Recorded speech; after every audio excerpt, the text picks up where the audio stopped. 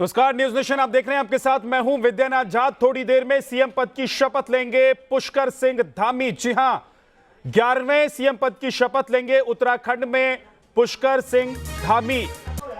राज्यपाल बेबी रानी मौर्य उन्हें पद और गोपनीयता की शपथ दिलाएंगी। पूरी तैयारी हो चुकी है और सीधी तस्वीर आप इस वक्त देख रहे हैं।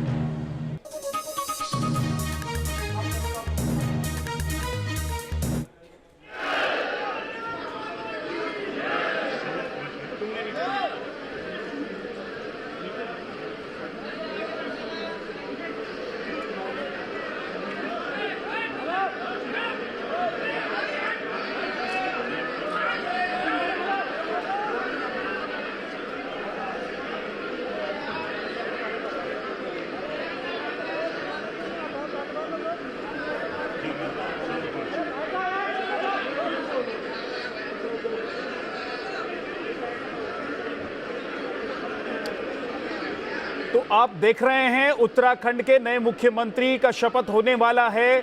राज्यपाल मौजूद हैं और होने वाले मुख्यमंत्री जो पद और गोपनीयता की शपथ लेंगे 11वें मुख्यमंत्री के तौर पर उत्तराखंड में।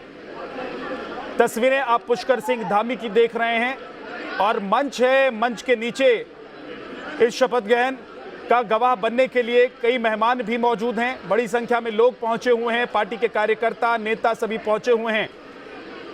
कुछ ही सेकंड के भीतर यह शपथ ग्रहण का कार्यक्रम शुरू हो जाएगा। अपने पिछले 10 साल के कार्यकाल में बीजेपी ने प्रदेश को 6 मुख्यमंत्री दिए हैं और उत्तराखंड एक तरीके से देखा जाए तो एक्सपेरिमेंट का मैदान हो गया है, क्योंकि यहां पर चाहे सरकार किसी की भी हो, कांग्रेस की हो या बीजेपी की हो, मुख्यमंत्रियों की अदला बदली होती रहती है। हालांकि उसका चुनाव पर कितना असर होता है ये देखना होगा। एक बार फिर से बीजेपी एक नए चेहरे को लेकर आई है, क्योंकि इससे पहले बीजेपी ने जिस व्यक्ति को उत्तराखंड में मुख्यमंत्री बनाया था उन्हें इस्तीफा देना पड़ा। उपचुनाव होने थे, लेकिन उपचुनाव को लेकर जिस तरह बातें हो रही थी उससे पहले ही मुख्यमंत्री पद से इस्तीफा उन्होंने दे दिया और अब पुष्कर सिंह धामी नए मुख्यमंत्री बनने जा रहे हैं उत्तराखंड के। पुष्कर धामी मुख्यमंत्री पद की शपथ लेने जा रहे हैं। उससे पहले आप तस्वीरों में देख रहे हैं उत्तराखंड की राज्यपाल हैं उत्तराखंड के होने वाले मुख्यमंत्री पुष्कर धामी।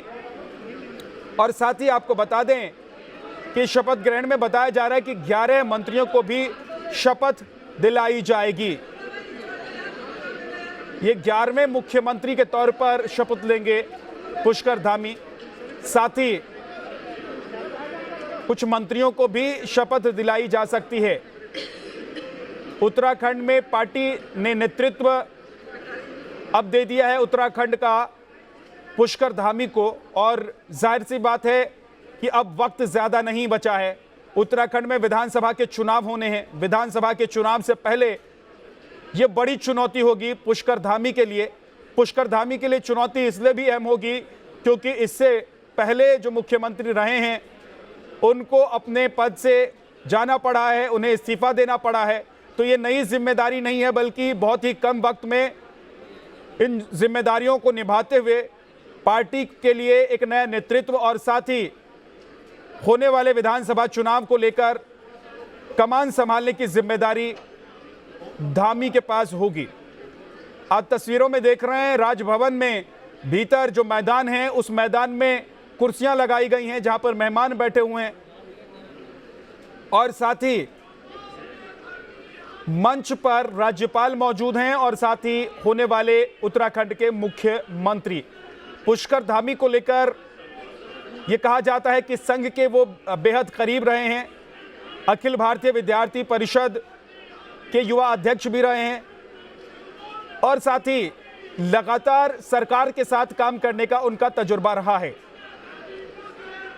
मुख्यमंत्री के सलाहकार रह चुके हैं पुष्कर धामी और अब उन्हें यह जिम्मेदारी मिल रही है।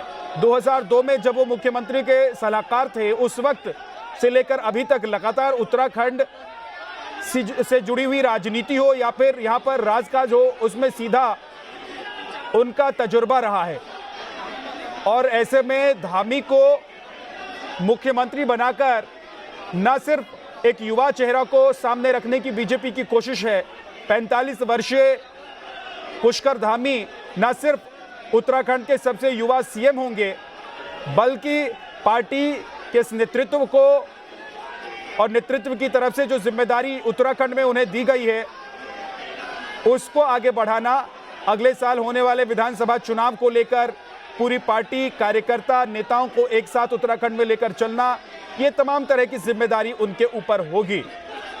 चारधाम यात्रा को लेकर भी अभी एक बड़ी जिम्मेदारी उनके ऊपर मुख्यमंत्री बनते ही आ जाएगी। चारधाम यात्रा हो या ना हो, इसको लेकर जो लगातार कोशिशें चल रही थी, उत्तराखंड की सरकार चारधाम यात्रा करवाना चाहती थी, लगातार कोशिश उत्तराखंड सरकार की तरफ से हो रही थी।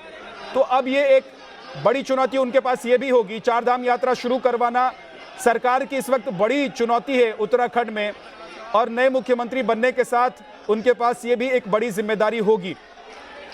कोरोना की वजह से फिलहाल चारधाम यात्रा नहीं हो पा रही है। चारधाम यात्रा शुरू करवाना सरकार की ये बड़ी चुनौती है और ये तमाम चुनौतियां अब सीधे सीधे पुष्कर धामी के कंधे पर है।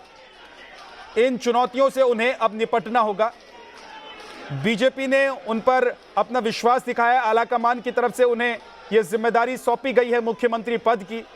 तो ऐसे में अब उत्तराखंड की जो जिम्मेदारियां हैं उनको लेकर चलना, विधानसभा चुनाव की तैयारी करना, विधानसभा चुनाव को लेकर पार्टी को संगठित रखना, कार्यकर्ताओं को साथ लेकर चलना, अगर कोई नाराजगी है तो उनकी नाराजगी को दूर करना, उत्तराखंड में एक बार फिर से बीजेपी की सरकार कैसे बने ये रणनीति तैयार करना, और 5 साल के कामकाज को जनता के सामने कैसे रखा जाएगा आने वाले दिनों में, ये भी एक बड़ी चुनौती उनके सामने होगी।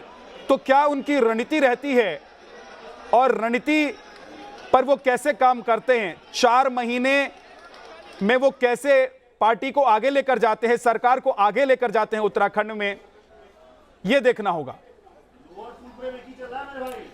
हमारे साथ खास मेहमान जुड़ गए हैं, एनके सिंह साहब वरिष्ठ पत्रकार हमारे साथ जुड़े हैं, बहुत बहुत स्वागत है सर आपका। उमाकांत लखेड़ा साहब हमारे साथ जुड़े हैं, बहुत बहुत स्वागत है सर आपका भी। अभिषेक शर्मा हमारे संवाददाता हमारे साथ जुड़ गए हैं, एक बार अभिषेक के पास चल लेते हैं, उसके बाद आप लोगों के पास में आऊंगा। अभिषेक जरा इस वक्त बताइए वहां पर क्या तैयारी है, क्या हो रहा है वहां पर? बस कुछ ही क्षण जा रहे हैं विद्या, अब तैयारी पूरी हो चुकी है। मुख्यमंत्री जो होने वाले हैं, शपथ लेने वाले हैं, पुष्कर सिंह धामी, वो स्टेज पर बैठ गए हैं। इसके साथ बेबी रानी मौर्य जो राज्यपाल है वो बैठ गए हैं। बस अब शपथ का कार्यक्रम शुरू। लेकिन एक तस्वीर जो बड़ी इंपॉर्टेंट है, आप मेरे कैमरे से देखना चाहें, जो सतपाल महाराज हैं उनके साथ बैठे हरक सिंह रावत, उनके बराबर में सुबोध उनियाल, जो ये धड़ा पूरे दिन से नाराज था, ये धड़ा नाराज था, आज भी एक ही साथ बैठे हैं। ये कांग्रेस से है, वो विधायक हैं, अब मंत्री बनने जा रहे हैं, कैबिनेट मंत्री बनेंगे। राजगान हो चुका है विद्या यहाँ पर, और राजगान के बाद अब औपचारिकता हैं। ओथ पेपर सबको मिल चुके हैं। मुख्यमंत्री पहले ओथ लेंगे, उसके बाद उनके 11 कैबिनेट मंत्री ओथ लेंगे। अभी राज्य मंत्री किसको बनाया जा रहा है खुलासा नहीं, लेकिन 11 कैबिनेट मंत्री शपथ लेने वाले हैं। राजभवन में अब से 10 मिनट पहले मूसलाधार बारिश थी, अब धूप खिल गई है, पूरी तरीके से धूप खिल चुकी है। और देहरादून का यही मौसम है, और देहरादून की राजनीति का भी यही मौसम है उत्तराखंड में। पल कभी धूप, कभी छाँव, कभी बारिश, और वो धूप छाँव के बीच जो बारिश हुई थी, कल जिस तरीके से सतपाल महाराज नाराज होके गए थे, आज पूरे दिन मान मनव्वल चलती रही। आला कमान बीजेपी को, चाहे जेपी नड्डा हो, चाहे गृह मंत्री अमित शाह हो, उन्हें हस्तक्षेप करना पड़ा। उसके बाद ये नाराज जो थे वरिष्ठतम, वो यहाँ आ गए हैं जी। और इसके साथ विजेंद्र सिंह चुफाल, जो खुद बीजेपी से हैं, 5 बार विधायक रह चुके हैं डोलीहाट सीट से, वो भी यहाँ पहुँच चुके हैं। हालांकि उन्होंने बिशन सिंह चौहान ने कहा था कि वो नाराज नहीं हैं, लेकिन हाँ, नाराजगी उन्होंने त्रिवेंद्र रावत के समय में दिखाई थी। तस्वीरें आप सीधी देख रहे हैं, सब चीज़ें तय हो चुकी हैं, संचालनकर्ता ने कुर्सी ले ली है। अब बस कुछ ही देर में सबसे युवा मुख्यमंत्री जो बीजेपी की तरफ से उत्तराखंड में दिया जा रहा है, 45 साल के पुष्कर सिंह धामी शपथ ले लेंगे। अभिषेक, तस्वीरें हम लगातार अपने दर्शकों को दिखा रहे हैं, आप वहां पर मौजूद हैं, जो भी अपडेट है उसके लिए मैं आपके पास आऊंगा। एनके सिंह साहब हमारे साथ हैं। सर, अभिषेक जो हमारे संवाददाता हैं वो बता रहे हैं कि उत्तराखंड में राजनीति का, या फिर कहें कि वहां पर सरकार का आलम यह है कि कभी धूप है कभी छांव है। कैसे देख रहे हैं आप इस बदलाव को उत्तराखंड में जो अभी इस वक्त दिखाई दे रहा है?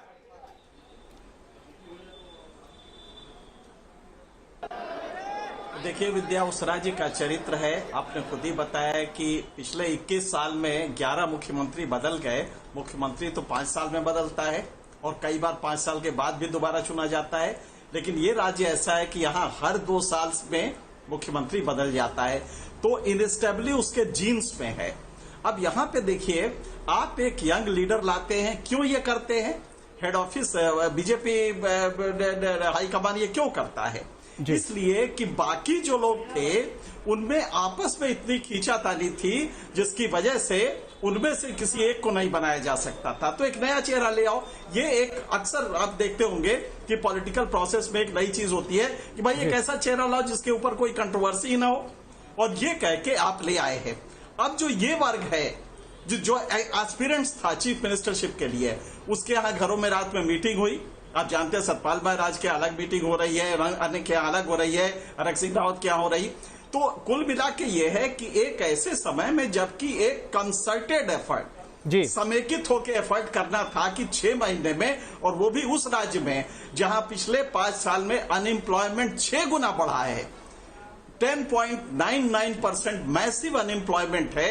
ऐसे में आपको कुछ ऐसा करना था कि वहां की आम जनता खुश हो। जब आप ये लाते हैं तो क्या आप वाकई जो अंदर की कलह है उसको कितने हद तक आप कम कर पाएंगे, ये मेरे ख्याल से सेंट्रल लीडरशिप के लिए भी चैलेंज है, वहां के लीडरशिप के लिए भी है।